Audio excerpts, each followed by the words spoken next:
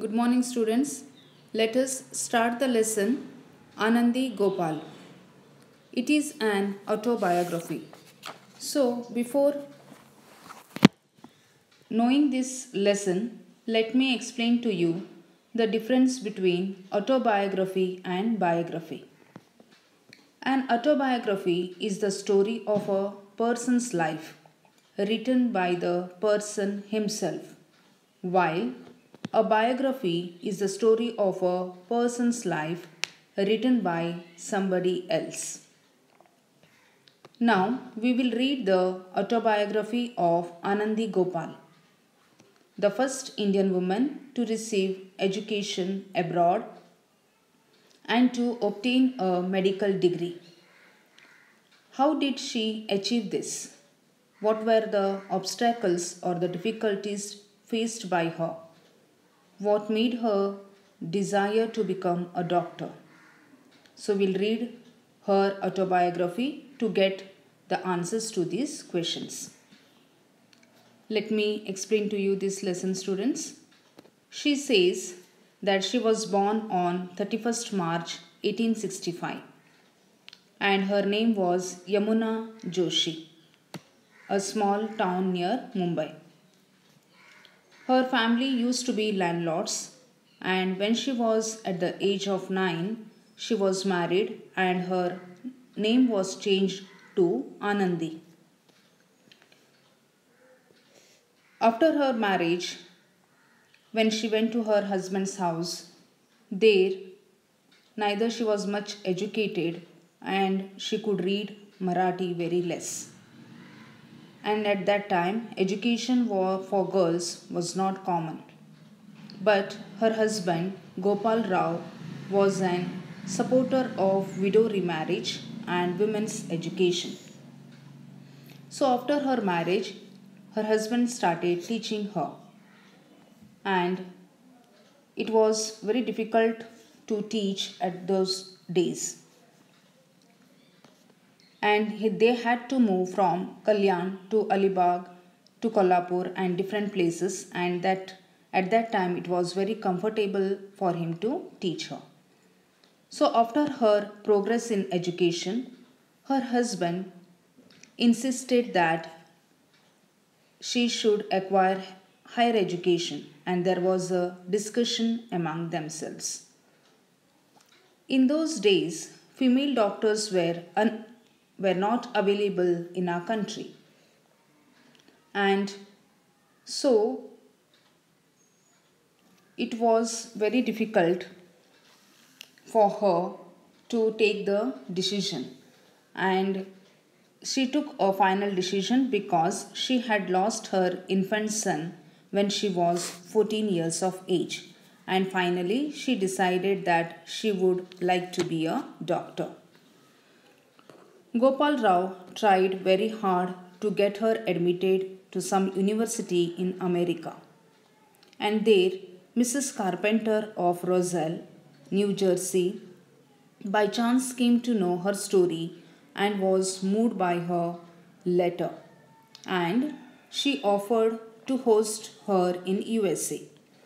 Gopal Rao wasn't able to get a job there in America, and so she finally decided that she has to leave to America alone.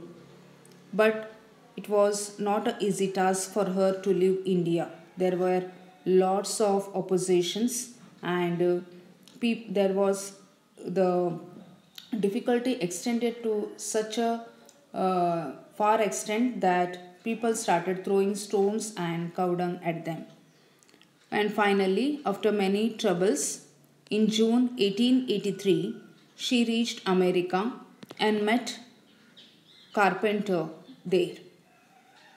In America, there were many things that were very strange, and she found that very strange to her.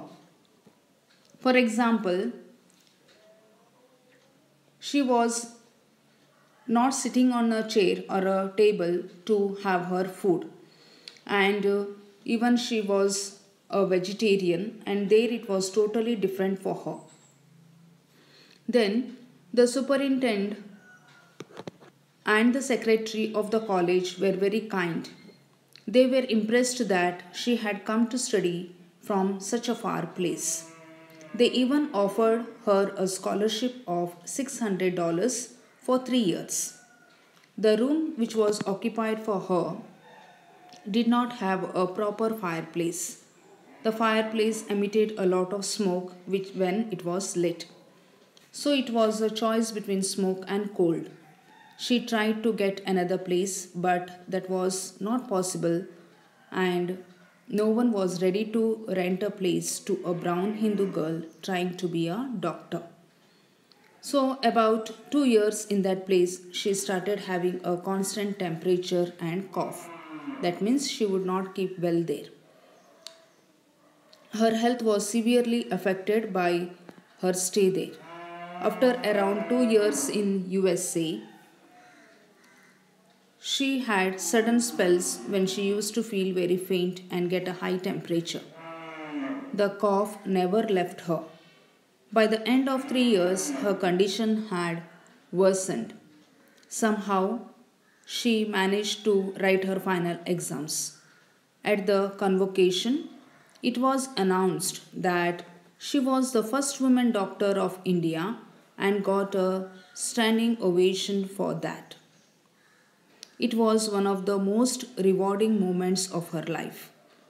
Day by day, she grew worse and nothing worked. Gopal Rao admitted her to the Women's Hospital in Philadelphia, and she was diagnosed as having tuberculosis.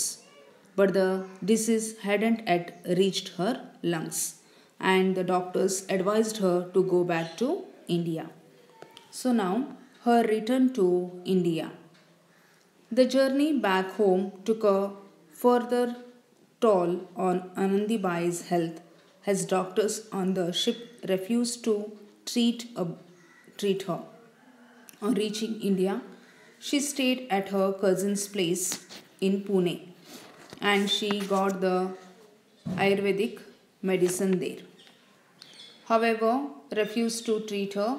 According to him, she had crossed the boundaries of society. Finally, on February 26, 1887, frustrated that all her achievements were in vain, Anandibai and her disease she got at the age of 22. She was mourned throughout India, and her ashes were sent to Mrs. Carpenter, who wanted to place them in her family's cemetery. Anandibai's efforts, however, were not in vain. To this day, she is an inspiration to the Indian girls from all walks of life.